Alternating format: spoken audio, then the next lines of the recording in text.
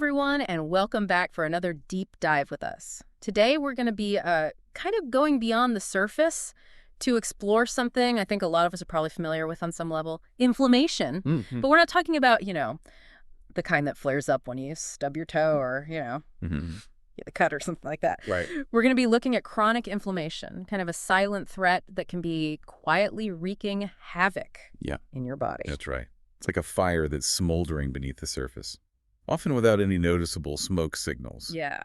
And to guide our exploration today, we're going to be using a document called Paste It Text. All right. And our mission with this deep dive is to help you understand not only what chronic inflammation is, but why it matters so much, and what you can do to tame it. So what's really fascinating here is that inflammation itself isn't a bad thing. Okay. It's actually a natural and essential part of your body's healing process. When you experience an injury, inflammation helps clear out damaged cells, and it kickstarts tissue repair. But like Paste It Text highlights here, the problem arises when this inflammatory response becomes chronic.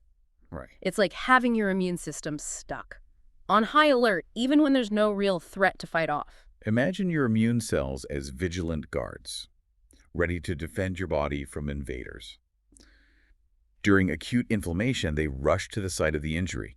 They neutralize threats, and they initiate the repair process. But when this response persists, these guards can mistakenly start attacking healthy tissues, leading to a cascade of damage over time. And the really tricky part is that this can go on for years. Without any obvious symptoms, Yeah. you might not even realize anything is wrong until a serious health issue emerges. And that's why chronic inflammation is often referred to as a silent threat. Yeah. It's been linked to a wide range of chronic diseases, Yeah. from heart disease and diabetes to Alzheimer's, Wow. and even certain types of cancer. So what exactly is fueling this chronic inflammatory fire? Well, Paste It Text dives into several key culprits, and maybe it might sound familiar. Yep. Poor diet, lack of exercise, Mhm. chronic stress, environmental toxins. Yeah. It's like a perfect storm of modern lifestyle factors Yeah. that contribute to this simmering inflammation. So it's not just about eating a bag of chips every now and then. It's about the cumulative effect of our daily choices. Precisely. It's about the overall pattern of your lifestyle. The food you eat, how much you move, how well you sleep, how you manage stress. It all plays a role. Now, speaking of food, Paste It Text gets into some fascinating details about how our diet can either fan the flames of inflammation or help put them out. Absolutely. There's a growing body of research highlighting the power of an anti-inflammatory diet. Okay. And it's not just about deprivation or restriction. It's about making choices that nourish your body and support its natural defenses. So where do we even begin? Are we talking bland salads and endless kale smoothies? Not at all. There's a wide variety of delicious foods that can help combat inflammation. Okay. Paste It Text specifically calls out the Mediterranean diet as a prime example. I was going to say the Mediterranean diet always seems to top the list of healthy eating patterns, but what exactly makes it so effective against inflammation? Well, it's not just a list of foods to eat and avoid. It's more of a lifestyle approach Mm. that emphasizes whole, minimally processed ingredients and prioritizes cooking at home. Mm-hmm. But if we break it down several components, Mm-hmm. contribute to its anti-inflammatory prowess. For instance, the emphasis on olive oil is interesting. Paste It Text mentions that extra virgin olive oil Okay. is rich in polyphenols, which have potent antioxidant and anti-inflammatory effects. Olive oil, you say. I'm listening. One particular polyphenol called oleocanthal has even been shown to have similar effects to ibuprofen Wow. in reducing inflammation. And it's not just olive oil. The Mediterranean diet is also rich in omega-3 fatty acids, found in abundance in fatty fish like salmon, mackerel, and sardines. Okay, I see where you're going with this. Omega-3s are always touted for their health benefits, but how exactly do they work their magic on inflammation? Well, Paste It Text actually goes a bit deeper here, explaining that omega-3s, particularly EPA and DHA, can help reduce the production of inflammatory molecules in the body. These molecules are called cytokines, and they play a key role in the inflammatory response. Okay. And omega-3s can help modulate their activity. So by including plenty of omega-3 rich foods in our diet, we can essentially help calm down that overactive immune response. Exactly. And what's more, the abundance of fruits and vegetables in the Mediterranean diet provides a wide array of antioxidants that help protect cells from damage caused by free radicals, which are known to contribute to inflammation. It seems like everything about this way of eating is geared toward reducing inflammation at a fundamental level. It's not just about masking symptoms, it's about addressing the root causes. That's exactly right. It's about creating an internal environment that promotes balance and resilience. Now, while I could talk about delicious food all day, I know there's more to this story than just what's on our plates. Pasted text also highlights the importance of lifestyle factors, like exercise and stress management. Absolutely. Regular physical activity is a powerful anti-inflammatory tool. Okay. And it doesn't have to be about grueling workouts. Yeah. Even moderate exercise like brisk walking, swimming, or dancing can make a significant difference. I'm hearing you, but honestly, sometimes getting motivated to exercise can feel like an uphill battle. I understand. Eh. But what's interesting is that pasted text points out that exercise itself actually triggers an anti-inflammatory response. Really? So even though it might feel challenging in the moment, my body is actually thanking me for it in the long run. Precisely. Exercise helps improve insulin sensitivity, which is key for regulating blood sugar levels. And as we've discussed, chronically elevated blood sugar Yeah. can contribute to inflammation. So it's like a domino effect. By getting our bodies moving, we're setting off a chain reaction that helps regulate multiple systems and reduce inflammation throughout the body. Exactly. And let's not forget about the impact of stress. Chronic stress is like pouring gasoline on the fire of inflammation. Oh, tell me about it. Stress seems like a constant companion these days. It's true. But the good news is that pasted text delves into Some effective strategies for managing stress. And many of them are surprisingly simple. like what? Give me some hope here. Well, it might sound cliche, but even something as basic as deep breathing can have a profound impact on your stress levels. Okay. Taking a few deep breaths can help activate your parasympathetic nervous system, which promotes relaxation and counteracts the stress response. Okay. Deep breaths. I can do that. Anything else? Pasted text also highlights the benefits of mindfulness practices like meditation and yoga. These practices can help you cultivate a sense of awareness and presence, which allows you to observe your thoughts and feelings without judgment. I've heard good things about meditation, but I've always been a bit intimidated by it. It seems like something you need to be a Zen master to do properly. That's a common misconception. Meditation doesn't have to be about emptying your mind or sitting in perfect silence. It's simply about paying attention to the present moment without judgment. And you can start with just a few minutes each day and gradually increase the duration as you feel more comfortable. That sounds much more manageable. So it's about finding those small pockets of stillness throughout the day and using them to reset and recharge. Exactly. And the beauty of these practices is that they not only help manage stress, but also have a direct impact on reducing inflammation in the body. Really? How does that work? Well, studies have shown that regular meditation can actually lower levels of pro-inflammatory cytokines, those signaling molecules that drive the inflammatory response. It's like hitting the reset button on your immune system. That's incredible. So by taking care of our mental and emotional well-being, we're also supporting our physical health in a very profound way. That's the key takeaway here. It's Yeah. all interconnected. Our bodies are incredibly complex systems, and everything is intertwined. Now, before we move on pasted text and mention something else, that I found really interesting. Right. The ability to actually measure inflammation levels in the body. You're talking about blood tests, right? That's a fascinating aspect that we'll be diving into in the next part of our deep dive. Stay tuned. Welcome back. Before we get into measuring inflammation, I'd love to kind of unpack this idea of an anti-inflammatory diet a little more. Yes. You know, it's one thing to know the what, like eating more veggies, but I think understanding the why can really help us stick with those changes. I couldn't agree more. Yeah. It's empowering to understand how these dietary choices are actually influencing our bodies at a cellular level. Yeah. So we talked about the Mediterranean diet as kind of a shining example, but pasted text also goes into some specific foods that are particularly potent when it comes to fighting inflammation. Yes, and some of them might surprise you. Okay. For instance, let's talk about turmeric. You might know it as the spice that gives curry its vibrant yellow color, but it's also a nutritional powerhouse. Turmeric lattes have been all the rage lately, but I'll admit I've always been a bit skeptical about those trendy health drinks. Is there really any science behind them? There actually is. Pasted text mentions a compound in turmeric called curcumin, which has been extensively studied for its anti-inflammatory properties. Okay, so it's not just hype. There's real substance behind those golden lattes. Exactly. Research suggests that curcumin can inhibit the activity of NF-κB, a protein complex that plays a key role in regulating the immune response and inflammation By blocking NF-κB, curcumin essentially helps dampen down that inflammatory cascade. So it's like having a tiny firefighter inside our cells ready to put out those inflammatory fires before they get out of control. That's a great analogy. And the benefits of curcumin go beyond just NF-κB. It also has potent antioxidant properties, helping protect cells from damage caused by free radicals. Okay, so tumor gets a thumbs up. What other anti-inflammatory heroes does Pasted Text highlight? Well, let's talk about berries. They're not only delicious, but also packed with antioxidants, particularly a group called anthocyanins, which give them their vibrant colors. So it's not just about eating our greens. We need to be embracing all the colors of the rainbow. Exactly. And these anthocyanins are more than just pretty pigments. Research suggests they have powerful anti-inflammatory effects, helping protect against a variety of chronic diseases. I'm starting to see a pattern here. All of these foods are rich in antioxidants, which seems to be a key theme in the fight against inflammation. You're picking up on an important point. Antioxidants play a crucial role in neutralizing those harmful free radicals, which are unstable molecules that can damage cells and trigger inflammation.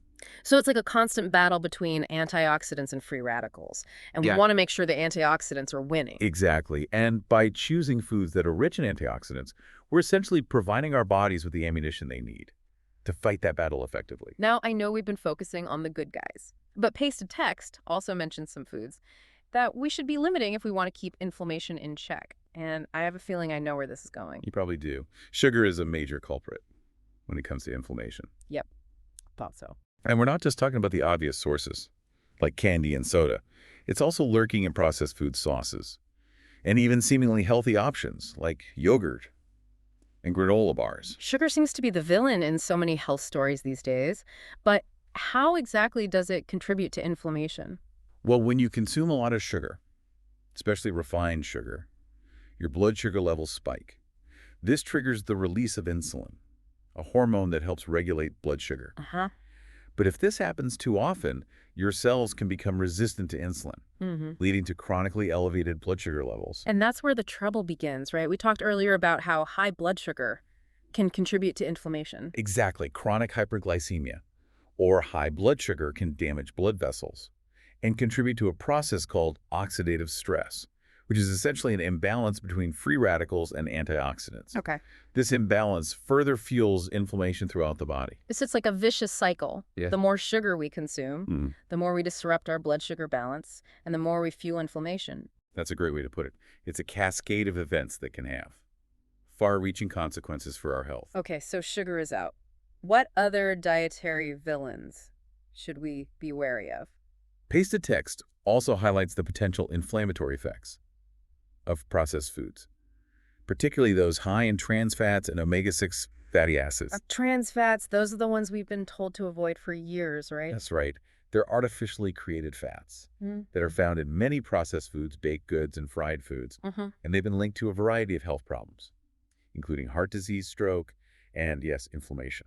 So it's not just about watching our weight. These unhealthy fats are actually causing damage at a cellular level. Exactly. They can disrupt the balance of healthy fats in our cell membranes, leading to increased inflammation. And what about omega-6 fatty acids? I thought those were supposed to be good for us. Omega-6 fatty acids are actually essential for health, but it's all about balance. Okay. While some omega-6s are beneficial in excessive intake, particularly of certain types like linoleic acid, can promote inflammation.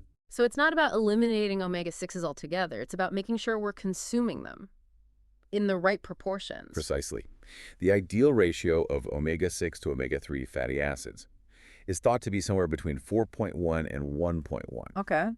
But the typical Western diet is often much higher in omega-6s, which can contribute to an inflammatory imbalance. Okay, so it's all about finding that sweet spot. Not too much sugar, watch out for those unhealthy fats, and make sure we're getting a good balance of omega-3s and omega-6s. That's a great summary. It's all about making informed choices and paying attention to the ingredients in the foods we eat. Now, while diet plays a huge role in taming inflammation, we can't forget about the other lifestyle factors we discussed earlier: exercise and stress management. Absolutely. These are crucial pieces of the puzzle, and Pasted Text goes a bit deeper into the why behind their effectiveness. Okay. For instance, did you know that exercise can actually help increase the production of anti-inflammatory molecules in the body? Really? So not only does it help us burn off stress, it's actually working on a cellular level to calm down that inflammatory response. Precisely.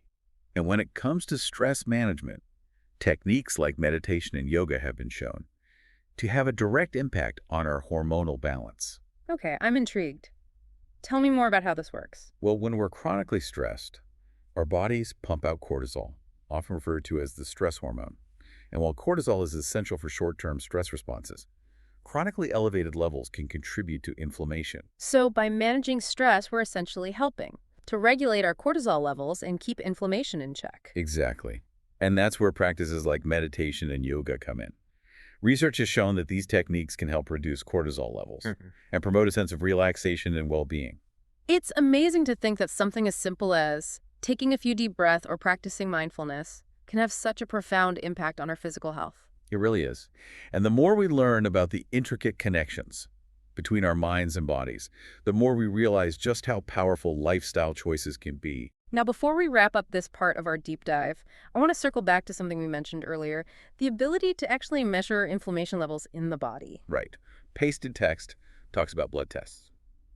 That could provide valuable insights into what's happening beneath the surface.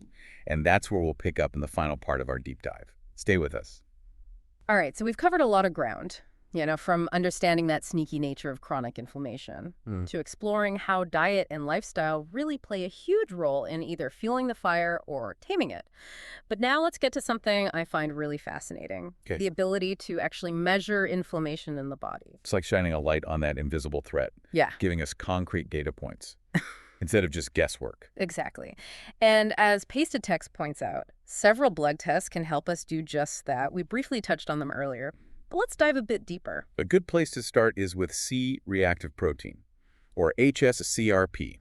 This test measures the level of a protein that's produced by the liver in response to inflammation. Essentially, the higher your HSCRP level, the more inflammation is present in your body. So it's like a gauge on your dashboard, letting you know how hot that internal engine is running. That's a great analogy. And what's interesting is that HSCRP is a general marker of inflammation. Okay. It doesn't tell us exactly where the inflammation is located, but gives us a good overall picture of what's going on. Pasted Text also mentions homocysteine, which, if I remember correctly, is an amino acid. What's the connection between homocysteine and inflammation? Good catch. Yeah. Homocysteine is actually a byproduct of protein metabolism. Normally, it's converted into other beneficial compounds. But if this process is disrupted, homocysteine levels can build up in the blood. And that's a problem because... High homocysteine levels are linked to damage in the lining of blood vessels, which can trigger an inflammatory response and increase the risk of heart disease and stroke. So it's another piece of the puzzle. That can help us assess our cardiovascular health and identify potential areas of concern. Exactly. And then there's HbA1c, which you might be more familiar with if you've ever had your blood sugar levels checked. HbA1c, that rings a bell. It measures your average blood sugar levels over a period of time, right? That's right. It gives us a glimpse into how well your body has been regulating blood sugar over the past 2 to 3 months. And, as we've discussed, chronically elevated blood sugar is a major driver of inflammation. So even though HbA1c is primarily used to monitor diabetes, it can also provide valuable insights into inflammation levels. Precisely.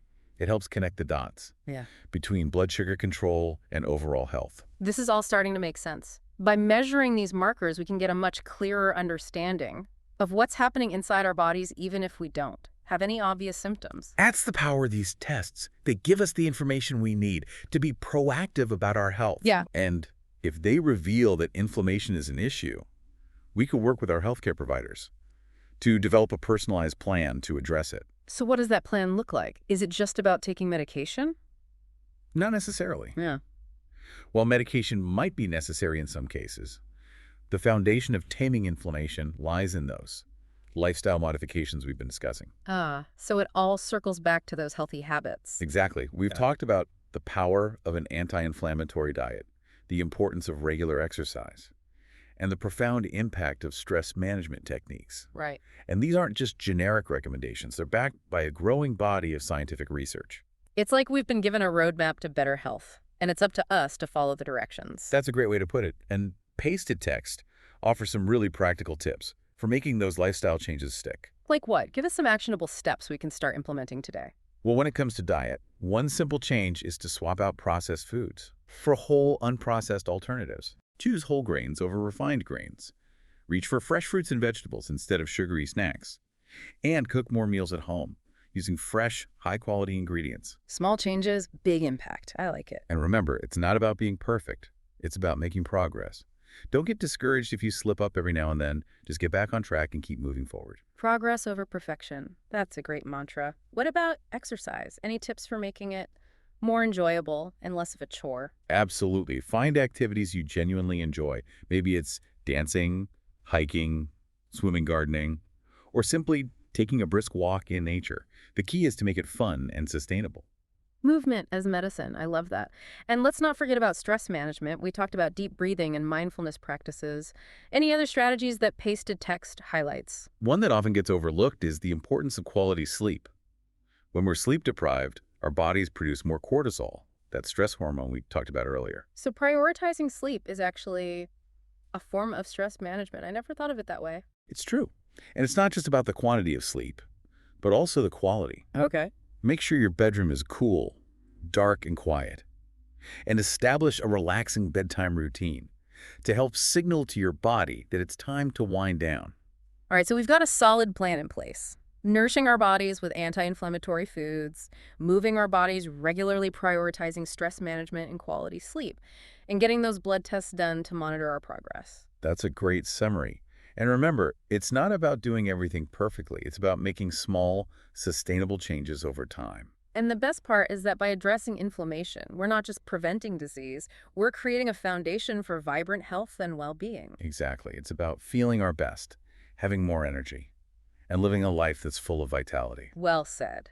And on that note, I think it's time to wrap up this deep dive. It's been a pleasure exploring this fascinating topic with you. We've learned so much about the silent threat of inflammation, the powerful ways we can fight back, and the importance of taking charge of our own health. We hope this deep dive has empowered you to make informed choices and embark on your own journey towards taming inflammation and cultivating vibrant health. Until next time, keep diving deep and keep those inflammatory fires at bay. See you on our next adventure.